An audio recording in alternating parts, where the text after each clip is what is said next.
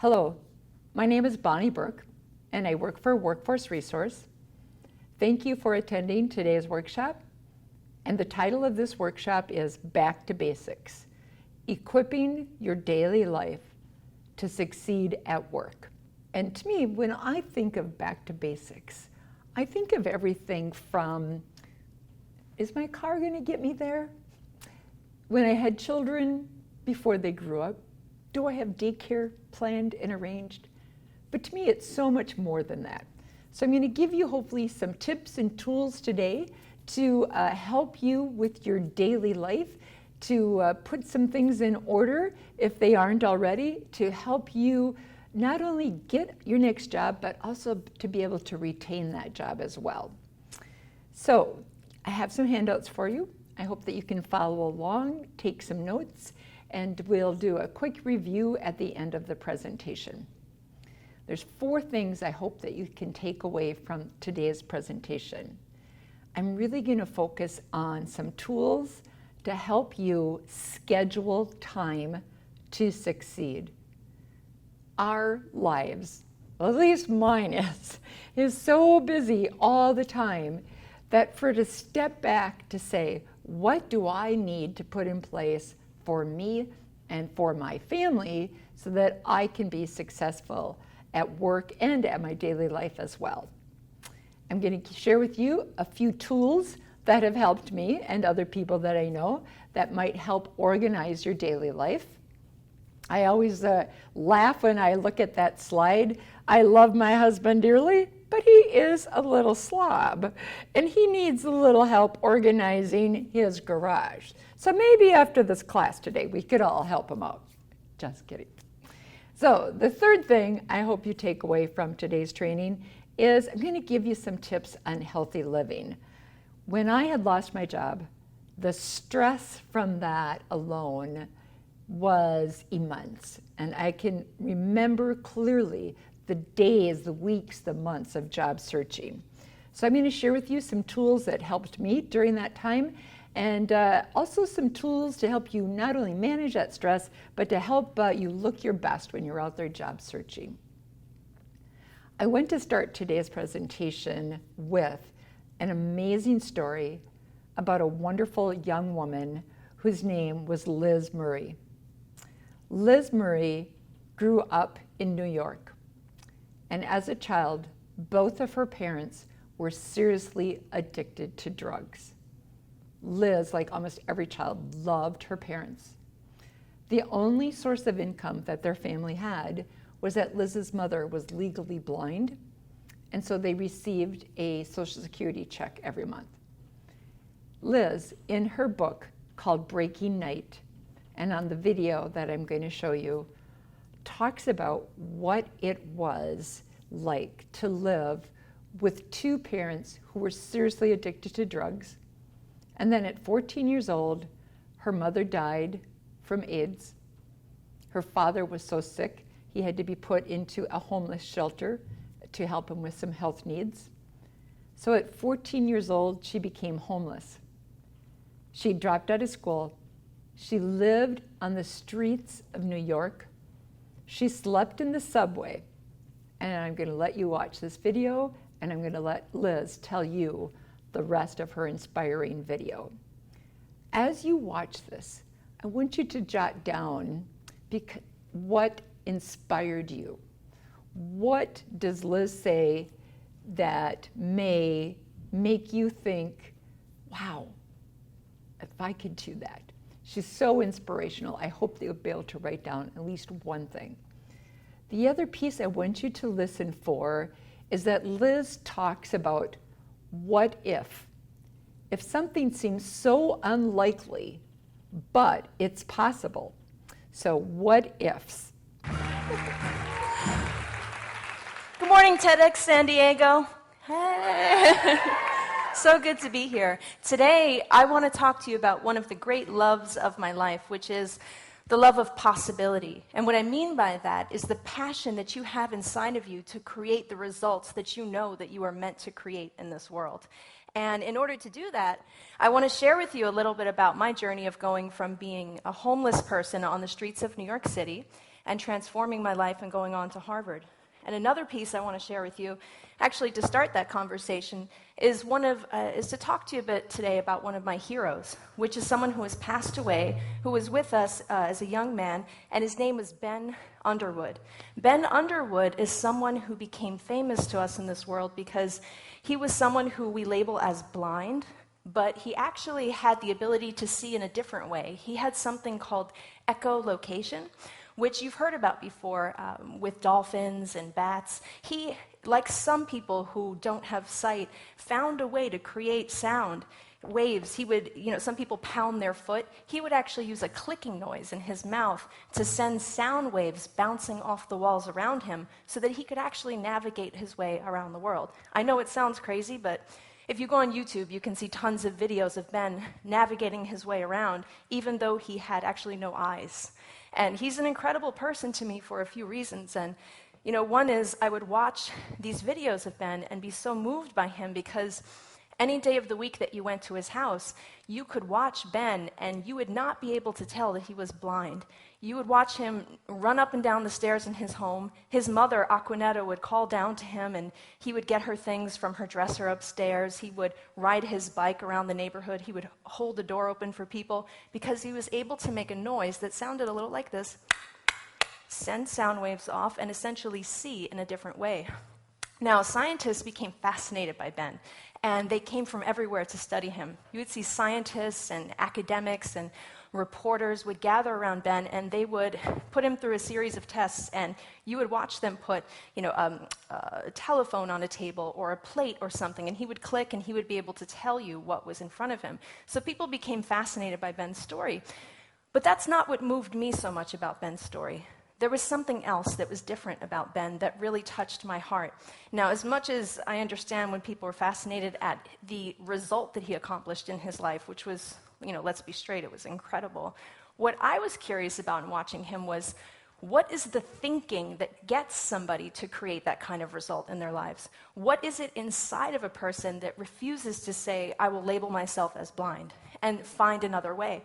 And the answer to that question is something that moved me to tears when I learned about Ben's story. And what that was a conversation that took place between Ben and his mother the day of his surgery. Now, he was 2 weeks shy of his 3rd birthday, and his mother had put him through intense chemotherapy because he had had cancer in both eyes. And she had a choice to make. Do I give Ben a ton of chemotherapy and keep risking his life and maybe save his eyes? Or do I remove his eyes entirely? And if I do, he'll live, but he'll have no sight. She made the tough call. They removed his eyes. And I'm just going to ask you for one moment to imagine, if you could, what you would say to your 3-year-old if they woke up from surgery without their eyes. Like, what could you possibly say? So I listened carefully at the words that his mother, Aquanetta, chose to share. And what she did was, as soon as Ben woke up and said, Mom, I can't see, she immediately said to him, Ben, yes, you can. And in her own words, she said, I took his little hands and I placed them on my cheeks and I said, Ben, you can see with your hands. And then I said, Ben, here. And I gave him my arm and I let him smell my skin. And she said, Ben, you can smell my skin. You can see with your smell.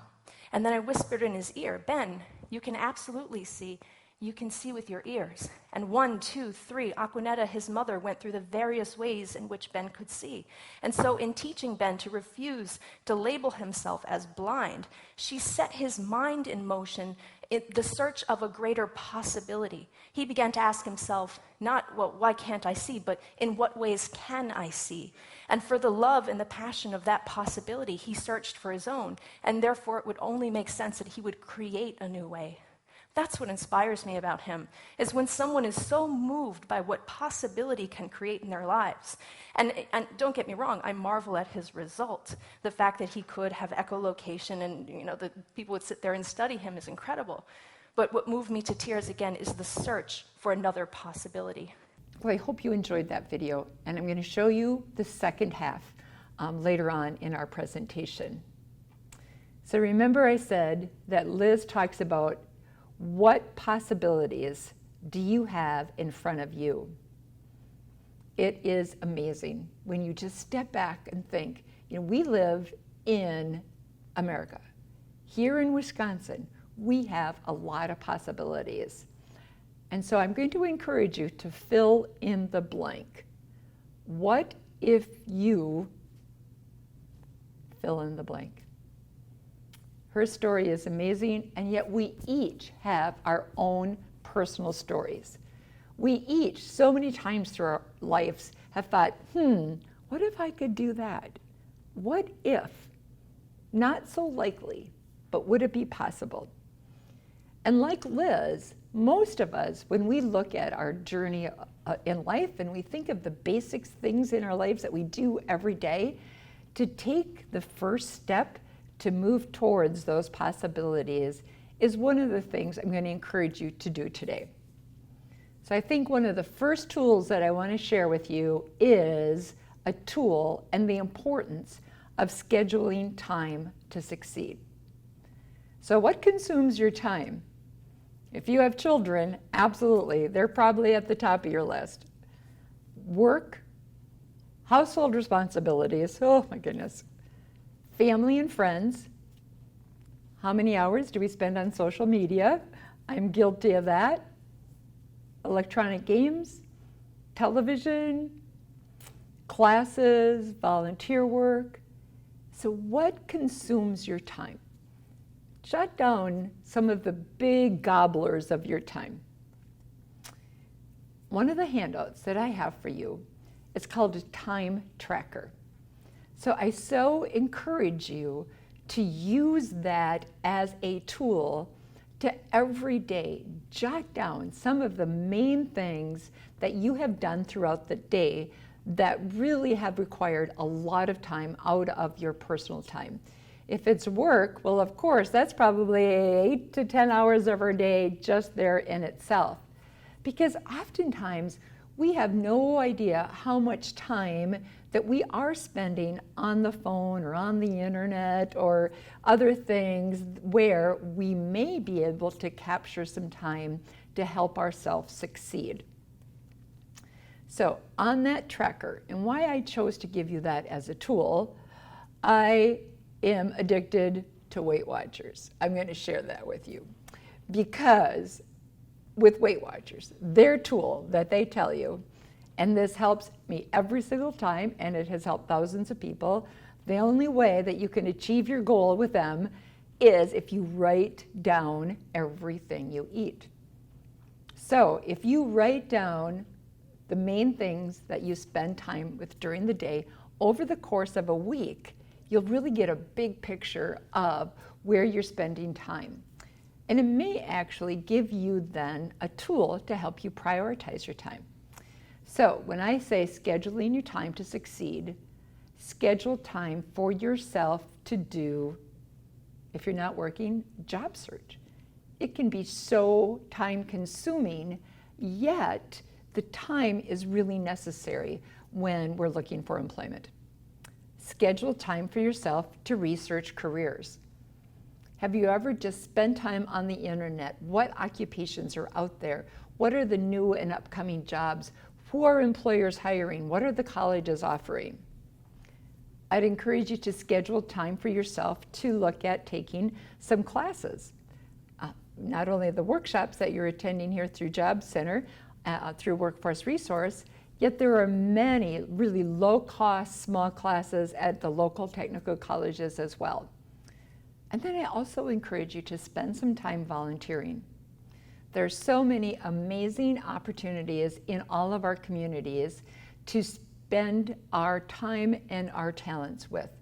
Volunteering is so much more than just going to, and I'll say the Humane Shelter for an example. It's an amazing place to network with other people, to learn new skills, to give back. So with your schedule that you have tracked your time, if you can prioritize, I encourage you to literally put in a calendar and schedule time for job search, research careers, looking at some classes, or volunteer work. There's this quote that I absolutely loved when I was doing research for this presentation. And this quote is from Martin Luther King. Your life begins to end the day you become silent about things that matter. your life begins to end the day that you become silent about things that matter. So schedule time to spend time on things that matter to you. Another handout that I have for you is an old-fashioned paper calendar. Now, I know a lot of us have our smartphones and we have little calendars on there, or we have a calendar on our computers, but there is something to be said about that old-fashioned paper calendar. You can hang it up on your refrigerator with the magnets. You can add things to it, cross them out. So I encourage you on your calendar to literally, instead of doctor's appointments or children's soccer games, schedule 2-hour chunks of time or even an hour chunk of time that you can work on the things that are meaningful for you. The second thing that I want you to look at scheduling time for is time to de-stress, right? So what is stress? Well, the definition that I found on the dictionary.com, or I should say Wikipedia also, it defines stress as a physical and emotional response or reaction to any perceived threat or change. So it's a physical and or an emotional response. Another definition that I found says something that causes strong feelings, typically worry or anxiety. And it's not giving a specific, but something that causes those feelings. I love this little cartoon. And every once in a while, some of this information becomes a little serious, so I like to lighten it up with a little cartoon. So this therapist is talking to this man who's laying on the couch, and the therapist says, "You worry too much. It doesn't do any good." And the man on the couch said, "It does for me. 95% of the things I worry about never happen." So I hope that brought a little smile to your face. So how can stress affect us? Well, I know how it affected me when I had lost my job. It was crazy. I would go to my hairdresser because I thought, you know what? I'm looking for a job. I'm pushing 60. I need to get rid of this gray. And my hairdresser would say, "Oh, your hair is horrible." It was literally breaking off. She felt it was from the stress. I'm like, can you fix it for me? She could fix my hair. She couldn't fix my stress. So some of the tips that I learned from my experience, and then also some of the tips from research, it clearly shows that stress can affect us cognitively. Do you ever go to the refrigerator and forget what you went there for? Well, that's normal. It happens to us all. However, people who are under a lot of stress, forgetfulness is a common thread throughout their entire day. It can also affect our ability to think clearly and rationally. It's like there's this big cloud of fog sometimes in our brain. It makes it difficult to concentrate for some people. It makes you feel almost like you have ADD. Well, what if I did this? And what if I did that? And what if I did this? Instead of being able to focus on one thing at a time. And it can also impair our sense of humor. Now, I hope I make you smile a little bit during this presentation. And if you don't have even the glimpse of a smile, maybe you're under a little stress. Or maybe I'm not quite so funny. Another way that stress can affect us is physically. It can cause headaches. Oh, I thought I was going to die from headaches. It can cause digestive problems. Our stomachs naturally don't act like that. It can cause high or low blood pressure, and it can even lower our immune systems. Typically, people who are under stress get colds more often, are more susceptible to flu, and it can do some other nasty things to our immune systems. That physically, we just are not at our best when we're under a lot of stress. It also can affect our behavior. Insomnia was it for me. I felt I could never get a good night's sleep. Or on the other hand, for some people, stress causes them to sleep excessively, like a feeling like I just cannot get out of bed in the morning. I'm too tired. It can cause even overeating or undereating. To me, it was over.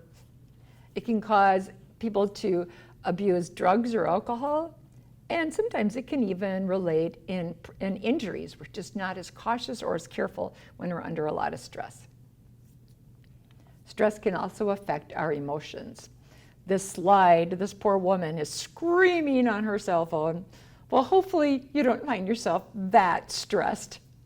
But our emotions, it can cause depression, anxiety, even anger. I think the lady in this picture is under a little bit of stress. So we've talked about how can stress affect us. Well, now I want to be able to give you a few tools that can help. So the quote on this slide I really like. It's from Lou Holtz. And Mr. Holtz says, "It's not the load which breaks us down. It's the way we carry it." Wow. So it's not the stress, it's not the children, the work, the phone. It's how we handle it and how we carry it. So pretty cool. Easy to say, tough to do. So I'm going to give you a few tools that I hope help you lighten your load. So the first tool I hope is laughter or smile. Look at television. What's your favorite sitcom? A few years ago, I had a niece who died from cystic fibrosis. And for many years, Telsa was very ill, but she was a registered nurse, she worked full time, she had friends and family, but when she was at her worst, she would sit down on the couch, put in her series of Golden Girls, and laugh for hours on end. And so just that laughter, just that smile, she said, would make her feel so much better. So, do you have a favorite sitcom? Turn it on. With Netflix, it's easy to use. Laughter really is a tranquilizer that has no negative side effects. So the picture on the screen, I hope you enjoy this. That's my beautiful little granddaughter. So if there's not a sitcom that you like, go look at some pictures of babies. They're just so cute. You can't help but smile. I want you to listen to this video. The video is really cute. It is about a baby's laughter. So sit back and enjoy the baby laughing.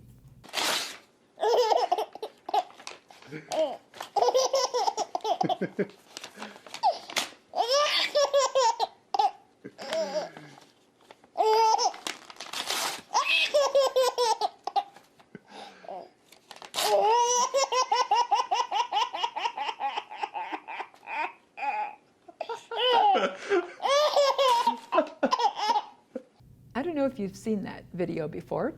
It was pretty viral on the internet for a while. Initially, the baby's father, who was tearing the paper, he had gotten a rejection letter from a job that he had just interviewed for. So he opens the letter, he reads it, and he was so upset. He starts tearing the letter up, and his baby just starts giggling. It's infectious. So hopefully you don't get any of those rejection letters. But if you do, go find a baby to share it with. Another tool that I want to talk to you about is how to lighten your load with music. So this YouTube video of music is really supposed to be calming and relaxing. There may be a little water sound in the background. For some people, they say, when I hear that, I just have to go to the bathroom. I don't relax. Well, with this video, there's an option that you can turn off the water. That's pretty good.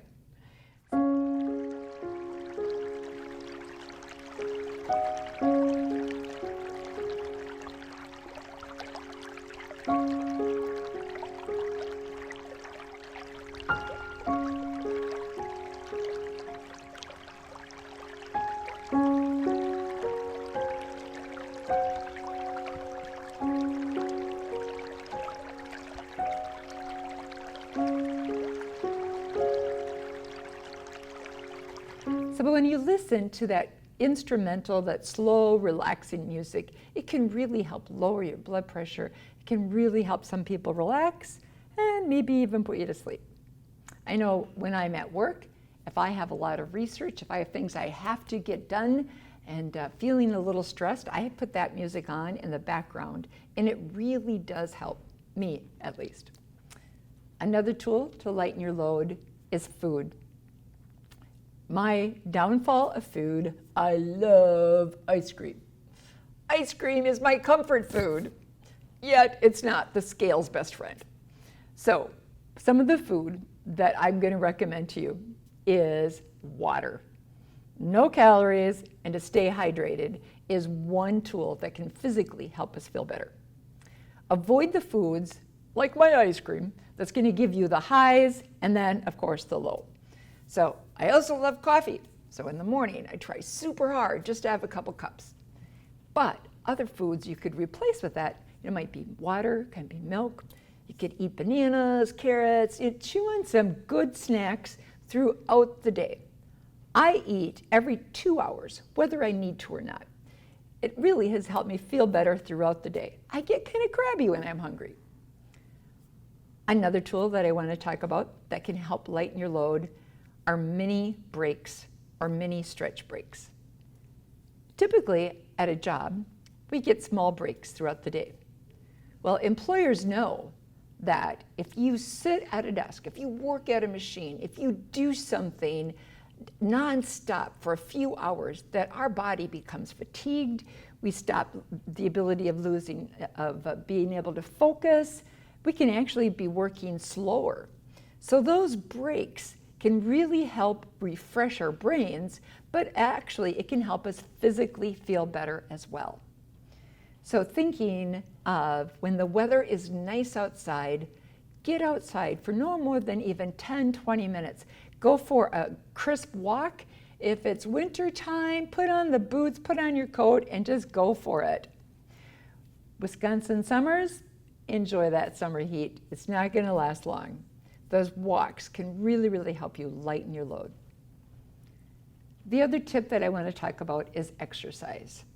Now, I am notorious of finding excuses why not to get on that treadmill, right?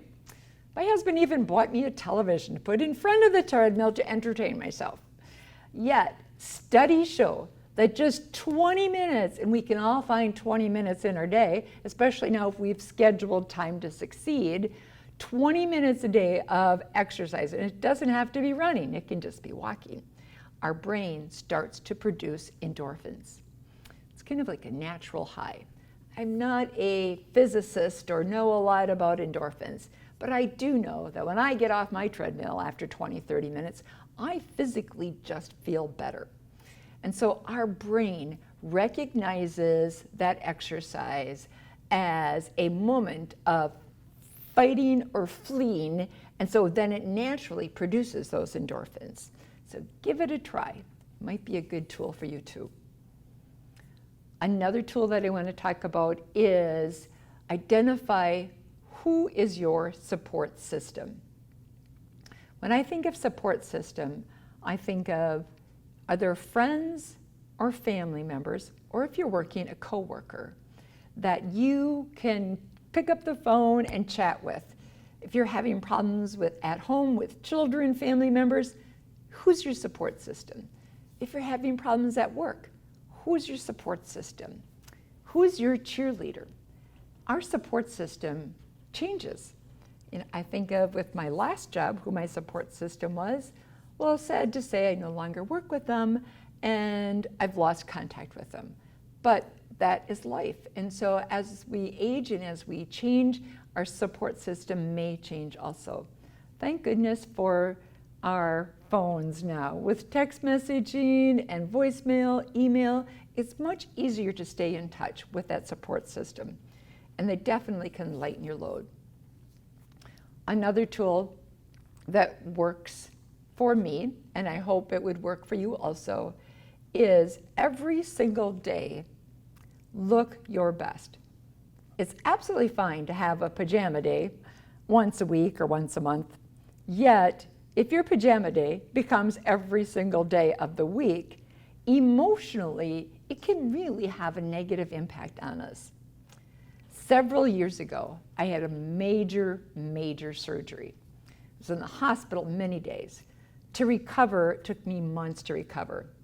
And I still remember the day my husband said to me, "Get out of your pajamas." I'm like, "I don't feel good." "I don't care. Get out of your pajamas." "Come and help me then." Literally, I physically needed help.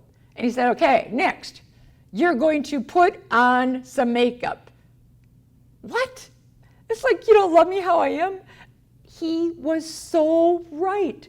I got dressed, I put on a little makeup, I combed my hair, he helped me with the curling iron, and I was amazed how much better I felt. So once again, having an occasional pajama day, it is a good idea, absolutely fine, but not every single day, like what happened to me. So sometimes looking your best may mean, do you need to go get a haircut? And those are so expensive nowadays. Yet, who's your support system? Do you know someone who could give you a hand with that? This picture that I wanted to show you is of a middle-aged woman.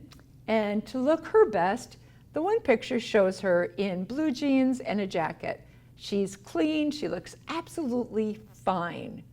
Yet, if she wanted to kind of dress it up just a little bit, maybe if she needed a little ego booster. In the second picture, she has on a little bit nicer blouse. She has her hair down, it's styled.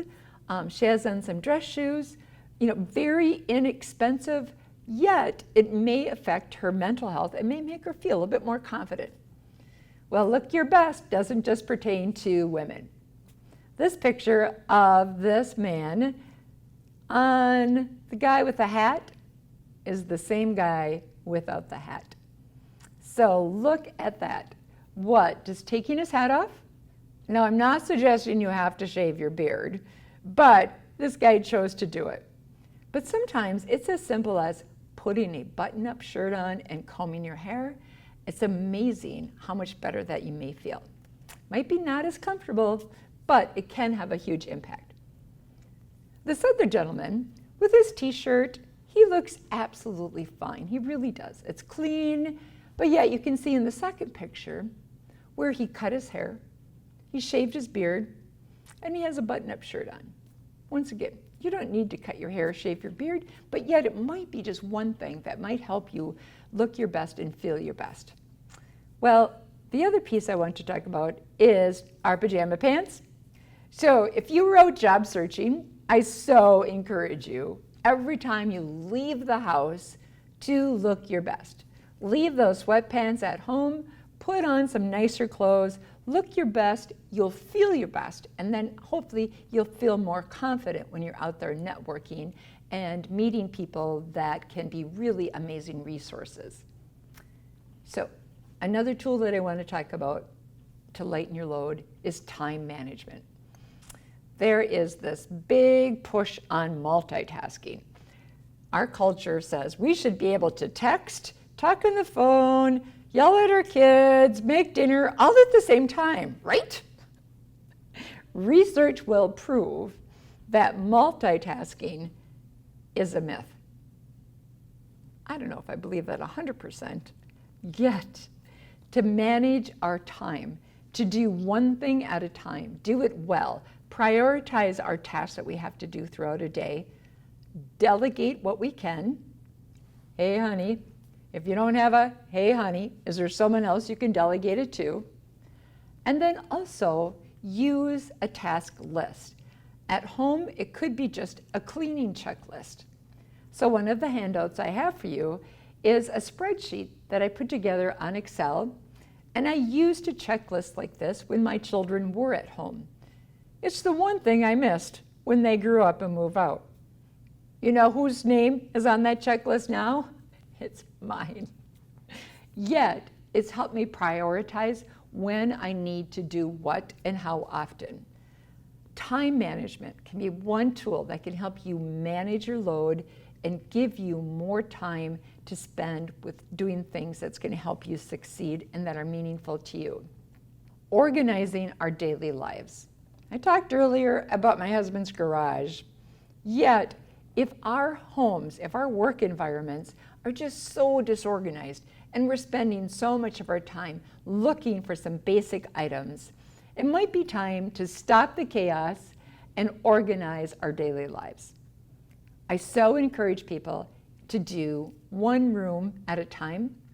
There's this amazing website called Pinterest, and they're going to give you all kinds of really cool ideas. Yet, you don't need to go out and buy all these special folders and tools and pegboards. I so encourage you to take things out of that room that you really don't need in that area. When in doubt, move it out. Don't throw it out, just take it out. Organize it. Buy yourself some clear plastic totes. When I say clear, I really believe it helps you stay more organized. You know what's in there then. Label it. Recycle what you don't need. Donate what you can. It's a great tax write-off. You could also have a tote for, you know what, I'm not sure what to do with this stuff labeled. So sort out things, swamp it out, and then the next step can be as simple as just clean. We can't clean around all the clutter. Start at the top and work your way down. I bought some paint the other day, and oh my goodness, I was so surprised on the price tag. Yet, the difference it made in that room, I just felt so much better knowing that the walls were clean. It was just cheery. So, if you can't paint, just clean. The other tool to organize your life is a tool that I used in manufacturing. This whole process actually is called 5S. You sort out what you don't need. You set things in order. Where do I want things located? You standardize things. It's like, oh, when I open up this drawer, I'm always going to find my scissors, my glue, my tape. And then how am I going to sustain this? But the tool that I want to talk about next is actually called Set in Order. A place for everything in its place, and it's labeled. So the picture I want to show you is of a couple of different types of spice racks. So it's just an example of a tool that I can feel really can help people set things in order. The first picture, you can see that the tins are labeled. Well, there's some sage, there's some nutmeg. You could label your tools in your garage, you can label your utilities, your tools in your kitchen. Yet in that picture, it's very organized, it's very labeled, but you can't see what's in it. You have no idea when to replace it. So every time you go shopping, when you're making your list, you have to open every single one of those cans to say, is it empty? It's kind of a pain, but it looks nice. The second picture actually is of a spice drawer. Now, I'm not telling you to go out and buy all new spices, but isn't that cool? You can see in it, and you can see right away the name of the item. So just a couple of little tools that might help you set things in order in your daily life to help save time to keep yourself organized. This next picture is of an organizational binder. Well, for me, I still have not went out and bought one of these for my daily life, yet it is on my honey-do list. Because with this binder, you could have your bills in there, you could have your grocery list, you could have your chore chart, everything that you need to help you stay organized, or any of your documents. Use one for your paid bills and your unpaid bills. So just one simple tool to help you stay organized. I talked already about Pinterest, and I'm not going to bring you to this website because I could waste way too much time on that website. But it's going to give you some really fun tools on how to organize your daily life. I'd like now to have you watch the remaining half of Liz's story. What will happen if? In the end of her story, she talks about and encourages people to fall in love with possibilities. Would it be possible for me to do, and then fill in the blank? Her book is called Breaking Night. You can also see this presentation on YouTube. She actually has also a movie that they've made about her story that I found the other day on Netflix. But Breaking Night is such a powerful story. And she says at the end of her video, and I want you to think of this, every new moment, every new day, we have an opportunity to do what we want. So I hope you enjoy the second half of Liz's presentation. I relate to that in my own life because, well, you guys know that at some point I ended up homeless in my life. And that happened because, I grew up in the Bronx in a very tough neighborhood. My parents, they had always used drugs. I mean, my whole life they had been getting high.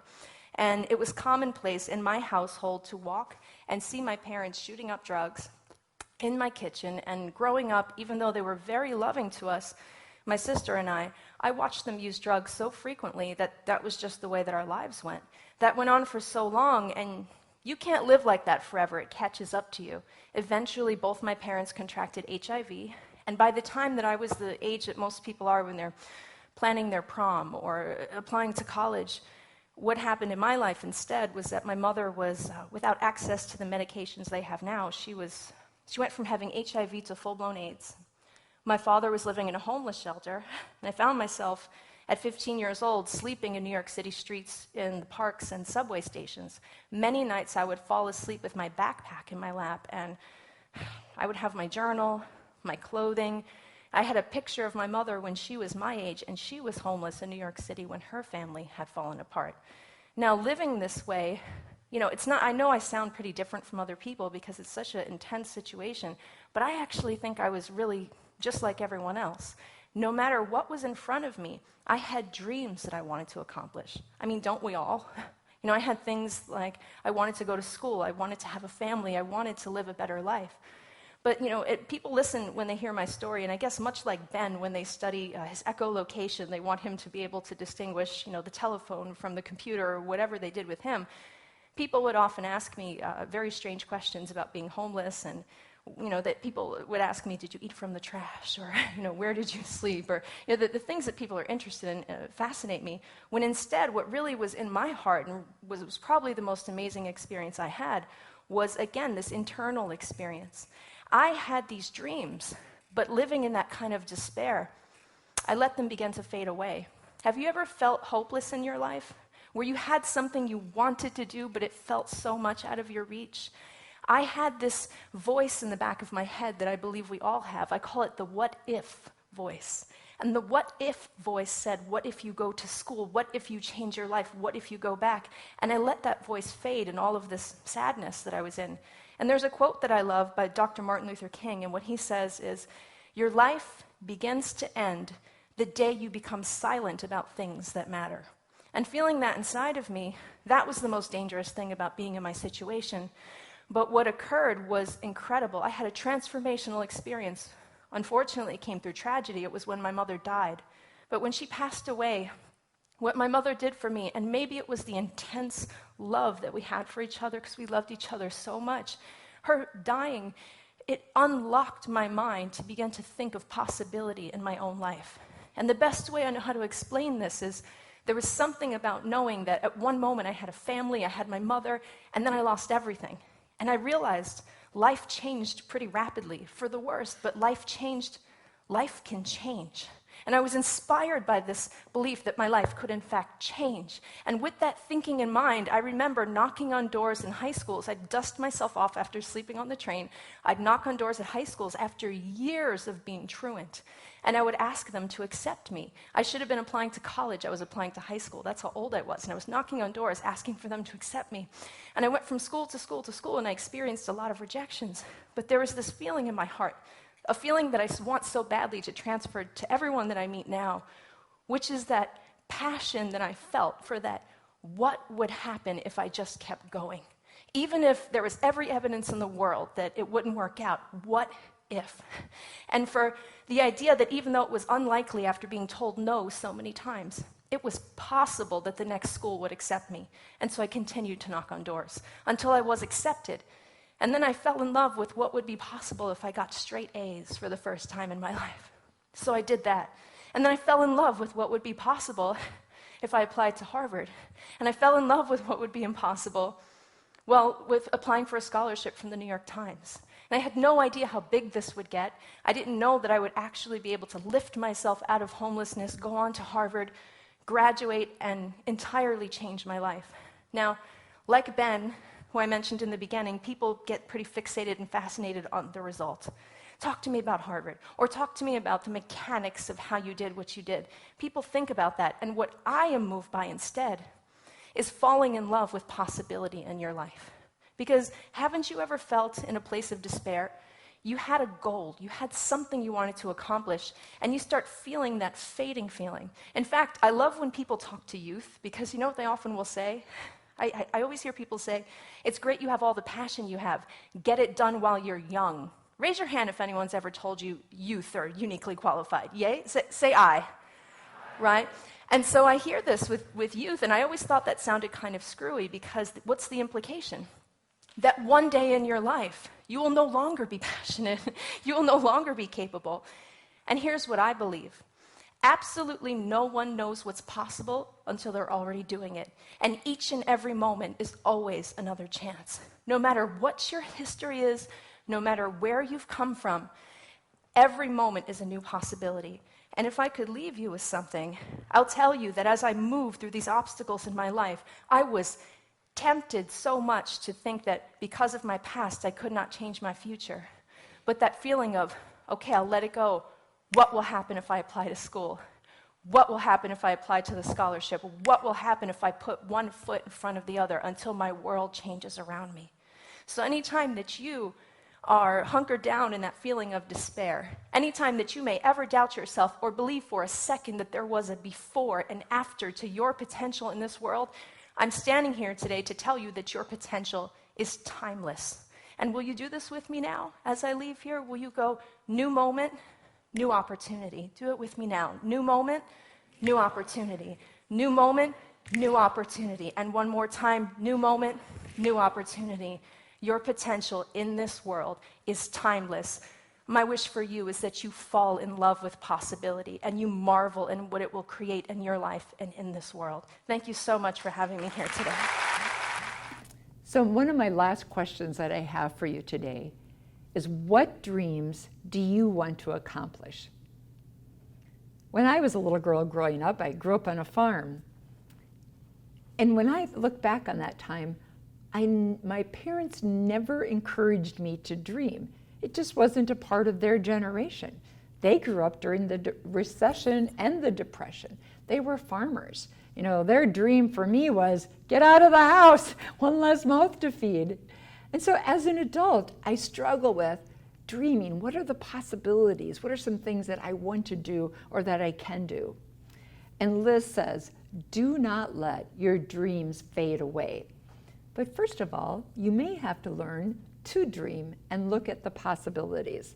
So one of the things I hope that you write down from today's workshop is a list of your dreams. What are some things that you want to accomplish? So a quick review. What one thing did you learn from this training that will help you get back to basics? I hope you've learned a few tools that's going to help you succeed, from using the time tracker to say, where am I spending my time throughout the day, to scheduling time to succeed on that calendar. You don't have to use the one I gave you, yet I encourage you to make those plans visual. If one of your things is, I want to go back to school, if one of your dreams is, I want to work at fill in the blank, put that on your refrigerator. Tell a friend, tell a family member.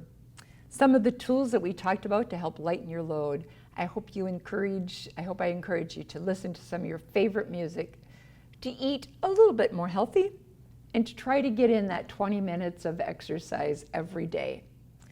So take the first step to, and you fill in the blank.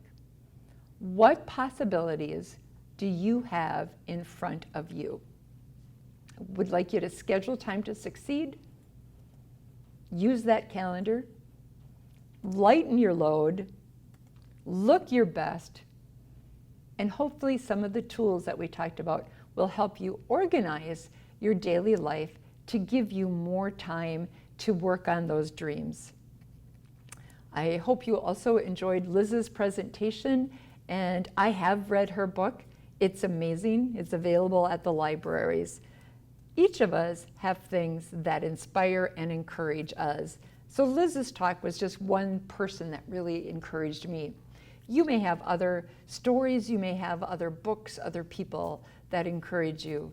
Take the time to seek them out and to listen and find that little bit of encouragement.